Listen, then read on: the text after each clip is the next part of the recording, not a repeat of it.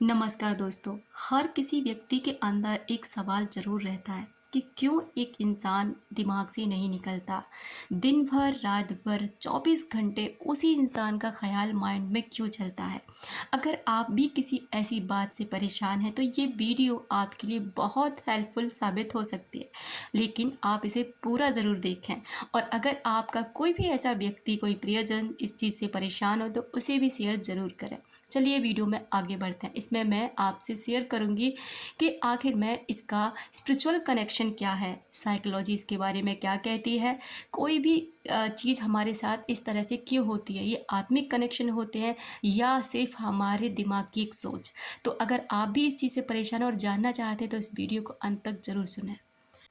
जब कोई शख्स हमारी ज़िंदगी में गहरा असर छोड़ जाता है, वो प्यार, जुड़ाव, भरोसा या चोट, तो हमारा दिमाग और दिल उस व्यक्ति से भर जाता है। इसका कारण ये हो सकता है। नंबर एक, अनपूरी भावना यानी कि अनरिजॉल्व इमोशंस। आपने शायद सब कुछ कह नहीं पाया या चीज़ें अधूरी रह गई।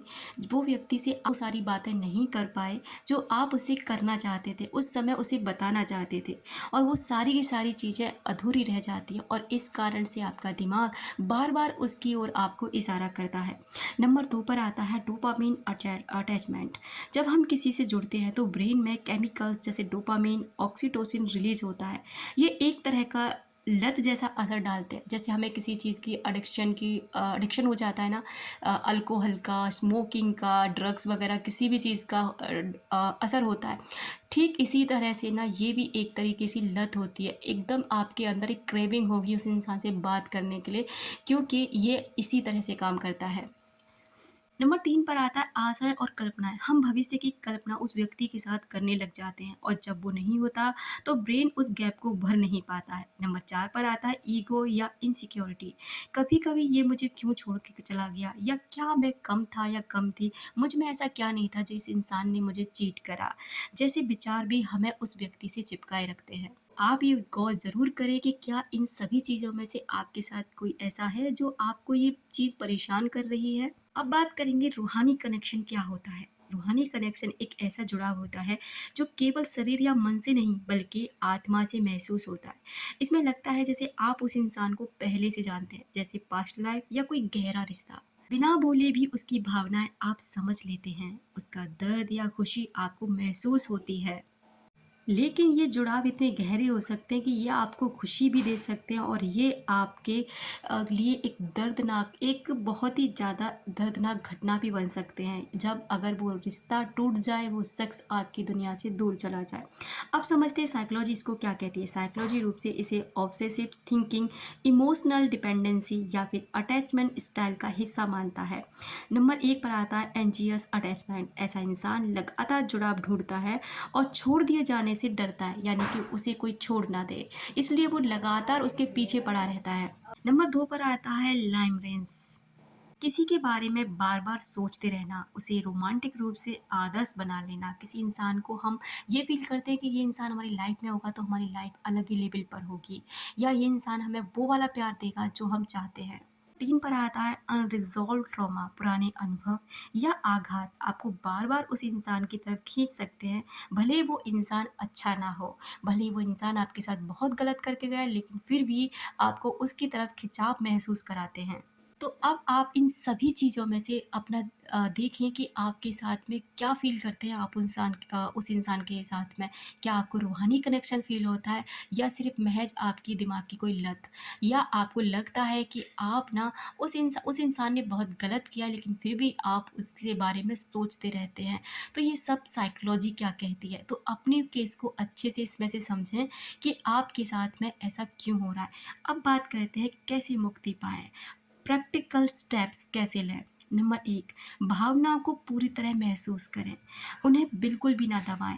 लिख लें, रो लें, किसी भरोसेमंद व्यक्ति से इस बारे में बात करें, लेकिन इस भावना को अंदर ही अंदर बिल्कुल भी ना दबाएं, क्योंकि जितने लंबे समय तक आप इन भावनाओं को अंदर दबाएंगे ना, उतने ही लंबे समय तक आपको ये परेशान करती रहेंगी। नंबर दो पर आता है कट ऑफ करें, डिजिटल डिटॉक्स। सोशल मीडिया पर बिल्कुल भी चैट्स, फ़ोटोज़ बिल्कुल भी ना देखें उस व्यक्ति की। ये हर बार चोट देते हैं। आप बार-बार उनकी प्रोफ़ाइल चेक करते हैं, ऑन ऑफ चेक करते हैं, आप उनके स्टेटस चेक करते हैं, फ़ोटोज़ देखते हैं, कुछ ना कुछ उनके बारे में जाँचते रहते हैं। ये चीज़ आपको उतना ही ज़्यादा परेशान कर दे, यानी इससे आपको दूरी बनानी ही होगी। नंबर 3 पर आता है खुद से जुड़ाव, सेल्फ कनेक्शन। जर्नलिंग करें, हर दिन खुद से सवाल करें, क्या मैं महसूस कर रहा हूँ? मैं इस समय क्या महसूस कर रहा हूँ? मेरी फीलिंग्स क्या हैं? खुद को अफ़र्म करें, मैं खुद को हील कर रहा हूँ या कर रही हूँ।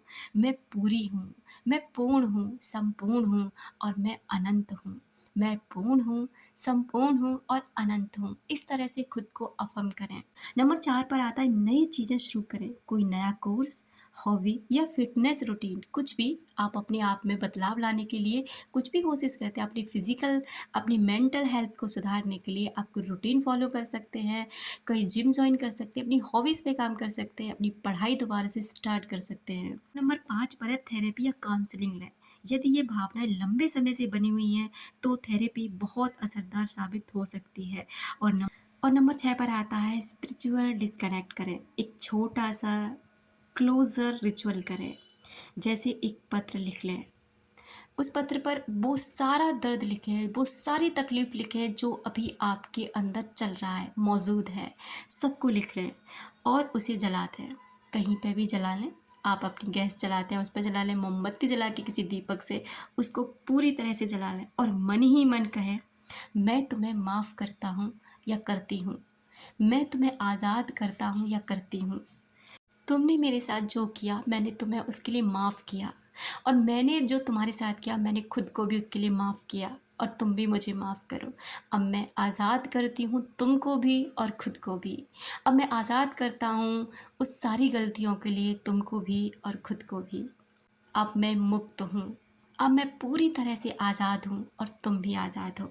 और उसको जो आपकी इसकी जो भी राख बची हुई है कागज़ की, आप उसे उड़ा दें, किसी गमले में डाल दें, पानी में बहा दें, कुछ भी करें।